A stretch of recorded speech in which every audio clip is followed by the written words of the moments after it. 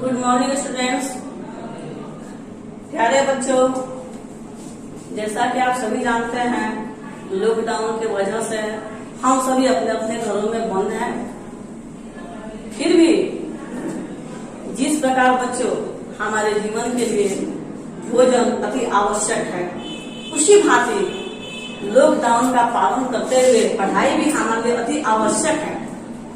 School खुलने के बाद बच्चों आपका एग्जाम होगा, तो आपको जब एग्जाम देना है तो उसके लिए पढ़ाई अति आवश्यक है। मैं पुष्पा श्रीवास्तव आप लोगों को एक पाठ्य पुस्तक के माध्यम से मैं कुछ पढ़ाने का कोशिश कर रही हूँ। आज मैं आप लोगों को 1 चैप्टर पढ़ाने जा रही हूँ, जिससे आपकी पढ़ाई बाधित न हो। आप अपने घर में लॉकडाउन का पालन करते हुए अच्छी तरह से पढ़ाई करें। तो बच्चों, आज मैं फर्स्ट चैप्टर आप लोगों को पढ़ाने जा रही हूँ। पाठ्य पुस्तक का नाम है पाखी। आप लोग देख सकते हैं इसको, ऐसे पीडीएफ में भी चला गया है बुक का नेम। और मुझे उम्मीद है कि आप लोग स्कूल से बुक कॉपी ले चुके हैं। अगर नहीं लिए हैं तो इसको आप अति आवश्यक समझ करके ले लीजिए और पढ़ाई में एकाग्रता से जुट जाइए। ये बहुत जरूरी है। फर्स्ट चैप्टर में बच्चों है सूरज उग गया। शीर्षक का नाम है सूरज उग गया। उगना का मतलब क्या होता है? निकलना। तो सूरज निकलने के बाद क्या क्या होता है, उसका वर्णन इस कविता में किया गया है। अभी मैं इसका रीडिंग दे रही हूँ। आप लोग इसको अपने घरों में रीडिंग 2 बार अवश्य करेंगे। जहाँ दिक्कत हो वहाँ आपके घर में जो बड़े हैं उनसे भी हेल्प ले सकते हैं। तो देखो बच्चों, एक माँ अपने बालक। हाँ बच्चों, तो सबसे पहले हम फर्स्ट चैप्टर यानी पार्ट 1 सूरज उग गया, इस चैप्टर का पोयम पढ़ेंगे। रीडिंग के बाद इसका अर्थ मैं आप लोगों को समझाऊंगी। पहले रीडिंग मैं करती हूँ, उसको ध्यान से आप सुने। उठो लाल अब आंखें खोलो, पानी लाई हूँ धोलो, बीती रात कमंडल फूले, उनके ऊपर भौरे झूले। इस कविता के कवि हैं अयोध्या सिंह उपाध्याय हरिऔध। कवि का कहना है कि जब सूर्योदय होता है तो माँ अपने पुत्र को जगाती है, अपने बच्चों को जगाती है। तो एक माँ अपने बच्चों को जगाते, अपने लाल को जगाते, अपने बच्चों को जगाते हुए अपने बेटा को जगा रही है और कहती है कि उठो लाल अब आंखें खोलो। बेटा तुम अब जग जाओ, अपनी आंखें खोलो। पानी लाई हूँ धोलो, मैं तुम्हारे लिए पानी लेकर आई हूँ, जिससे तुम मुंह अपना धो करके फ्रेश हो जाओ। बीती रात कमंडल फूले, बेटा रातें बीत गई और कमल की पंखुड़ियां खिल गई है, उनके ऊपर भौरे गुनगुनाने लगे हैं, मंडराने लगे हैं। फिर माँ कहती है, फिर हम आगे पढ़ेंगे बच्चों। चिड़िया चहक उठी पेड़ों पर, बहने लगी हवा अति सुंदर, नभ में न्यारी लाली छाई, धरती ने प्यारी छवि पाई। माँ अपने बच्चे से कह रही है कि बेटा सुबह हो गया है, तुम उठो। देखो बेटा, पेड़ों पर चिड़िया चहकने लगी है, यानी बोलने लगी है, और अति सुंदर हवा, बहुत ही प्यारी हवा बहने लगी है। नभ मीन्स होता है आकाश, आसमान में सुंदर लाली, न्यारी माने होता है अनोखा, न्यारी मीन्स अनोखी। तो अनोखी लाली छा गई है आसमान में। ऐसा लगता है, ऐसा प्रतीत होता है कि धरती ने प्यारी छवि मतलब सुंदरता पा ली है। धरती ने अपनी छवि सुंदरता को पा ली है। इसलिए हे पुत्र, तुम अब उठो और अपनी आंखें खोलो। फिर मैं थर्ड स्टेंजा का अर्थ आप लोगों को बताने जा रही हूँ। फिर बच्चों हम लोग आगे चलते हैं थर्ड स्टेंजा में। थर्ड स्टेंजा में है, भोर हुआ सूरज उग आया, जल में पड़ी सुनहरी छाया, ऐसा सुंदर समय न खो, मेरे प्यारे अब मत रुसो। यानी कहने का तात्पर्य है, माँ अपने बेटे से कह रही है कि बेटा, भोर हुआ सूरज उगाया, बेटा सुबह हो गई है, सूरज निकल आया है। भोर मीन्स क्या होता है बच्चों? सुबह। तो सुबह होने पर सूरज निकल आता है। माँ कहे कि बेटा भोर हो गया है और सूरज निकल आया है। और जल में भी सोने जैसी छाया, सुनहरी माने होता है सोने के रंग का। तो सूरज जब निकलता है उस समय उसकी किरणें सुनहरी होती है। तो माँ कह रही कि बेटा, जल में भी सुनहरी छाया पड़ने लगी है। ये बहुत ही सुंदर समय है बेटा, इस समय को तुम मत खो, तुम बर्बाद मत करो। और मेरे प्यारे, मेरे लाल, अब मत सो, अब तुम जग जाओ और अपने अपने काम में लग जाओ। क्योंकि हमें समय से, अगर हम सुबह में जगते हैं तो उससे बहुत सारे फायदे हैं बच्चों। सुबह में जगना चाहिए। जो सुबह में जगते हैं, आप जानते हैं क्या होता है? उनका मन प्रफुल्लित रहता है, उनको ताजी हवा मिलती है, हर किसी भी काम को करने में मन लगता है। इसलिए बच्चों, हमें अपना समय बर्बाद नहीं करते हुए सुबह में जगना चाहिए। अपने अपने दिनचर्या से निपटने के बाद ईश्वर को स्मरण करते हुए अपने अपने काम में जुट जाना चाहिए। तभी हम अच्छा बनेंगे, महान बनेंगे। इस कविता को किसने लिखा है? तो इस कविता के कवि हैं अयोध्या सिंह उपाध्याय हरिऔर। एक कविता के कवि हैं, इन्हीं के द्वारा एक कविता लिखी गई है। तो बच्चों, आप अपने फेयर कॉपी में इस कविता को पहले लिखेंगे और लिखने के बाद इसके शब्द और अर्थ को भी लिखेंगे। शब्द अर्थ बच्चों मैं आप लोगों को अभी लिखा दे रही हूँ, इसको आप लोग अपने अपने फेयर कॉपी में लिख लें। अब बच्चों, 1 लेसन का हम लोग शब्द अर्थ देखेंगे। शब्द अर्थ याद करना बहुत ही जरूरी होता है। जब तक आप शब्द का अर्थ नहीं समझेंगे, आपको कविता का अर्थ समझ में नहीं आएगा। कमल दल, यानी कमल के समूह को कहते हैं। दल मीन्स होता है समूह। तो आप इंग्लिश में ग्रुप कहते हैं, उसी चीज को हम हिंदी में समूह कहते हैं। तो कमल दल मीन्स कमल के समूह।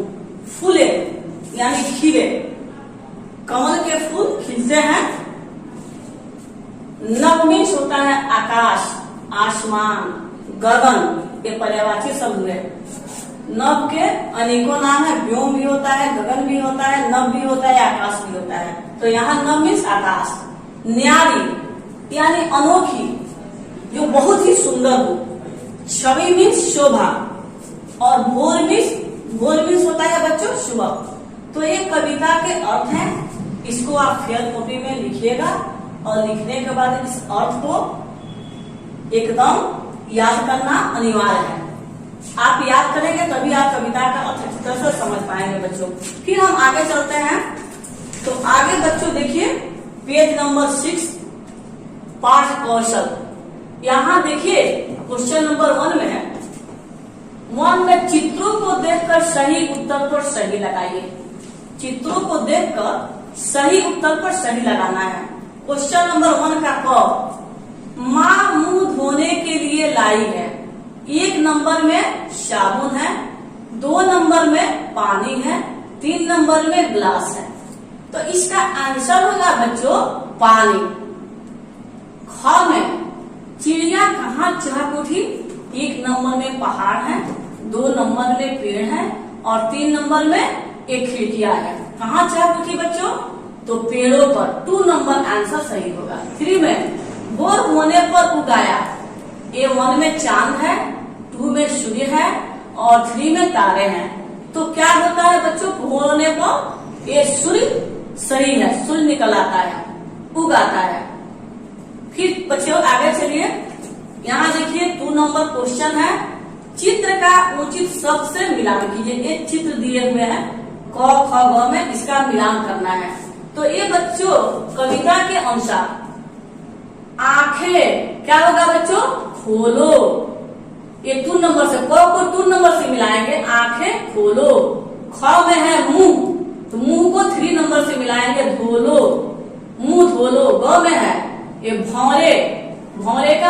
आपस से मिलाएंगे झूले। हो गया बच्चों। फिर 3 नंबर क्वेश्चन हम देखेंगे।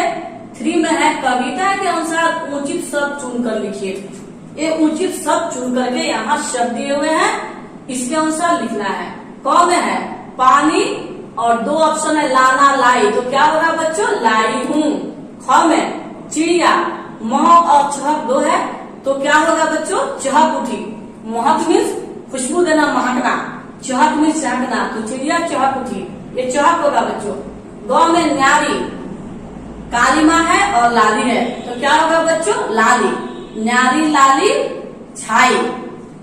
यहाँ 4 नंबर में है बच्चों, आप यहाँ देखेंगे कविता में जो शब्द नहीं आया है उस पर बोला लगाइए। ये 5 शब्द यहाँ दिए हुए हैं, 5 में जो आपके कविता में नहीं है उसको उस पर गोल घेरा लगा देना है। आंखें ये है, कान नहीं है, मुंह है, पानी है और लाली है। इस 5 में जब हम पढ़ते हैं तो इसमें कान नहीं है, इस पर हम गोल घेरा लगा देंगे। फिर बच्चों आगे हम देखेंगे 5 नंबर क्वेश्चन है। इन प्रश्नों के उत्तर एक एक शब्द में दीजिए। ये आपके पीडीएफ के द्वारा भेजा जा चुका है, उसको आप खोलेंगे तो इसका आंसर आपको मिल जाएगा। फिर भी मैं एक बार समझाने का प्रयत्न कर रही हूँ, आप लोग इसको समझें। 5 का क, इन प्रश्नों के उत्तर एक एक शब्द में ओनली 1 वर्ड में इसका आंसर देना है। 5 का क है माँ बालक से क्या खोलने को कहती हैं। बच्चों इसका आंसर होगा आंखें। इसका उत्तर क्या होगा आंखें। ख में रात बीतने पर क्या फूल गए। रात बीतने पर क्या फूल गए, तो कमल। कमल फूल जाते हैं सुबह में। फिर 3 नंबर क्वेश्चन ग में देखिए 5 का ग, न्यारी लाली कहाँ छा गई। कहाँ छा गई बच्चों आकाश में। इसका आंसर होगा आकाश में। 5 का घ, भोर होने पर क्या उग आया। आंसर होगा सूरज। 6 नंबर क्वेश्चन है, इन प्रश्नों के उत्तर एक एक वाक्य में लिखिए, यानी 1 वर्ड नहीं 1 सेंटेंस में लिखना है। 1 सेंटेंस। 6 का क है मुंह धोने के लिए माँ क्या लाई है। मुंह धोने के लिए माँ क्या लाई है। आंसर होगा मुंह धोने के लिए माँ पानी लाई है। ख में भौरे कहाँ झूल रहे हैं। भौरे, आंसर लिखिएगा भौरे कमल के फूल पर झूल रहे हैं। ग में जल में किसकी सुनहरा छाया पड़ रही है। जल में किसकी सुनहरी छाया पड़ रही है। आंसर होगा जल में सूरज की सुनहरी छाया पड़ रही है। फिर बच्चों 7 नंबर क्वेश्चन देखेंगे। इन प्रश्नों के उत्तर 2-2 वाक्यों में लिखिए, यानी 2 सेंटेंस में इसका आंसर देना है। 7 का क, रात बीतने पर क्या होता है। रात बीतने पर आप सभी जानते हैं क्या होता है, अंधेरा हो जाता है। रात बीतने पर, सॉरी बच्चों, रात बीतने पर क्या होता है। रात बीतने पर सूरज निकल आता है, कमल खिल जाते हैं और सभी लोग जग जाते हैं। इसमें और भी ऐड कर सकते हैं, लेकिन यहाँ 2 वाक्य में आंसर इसका देना है।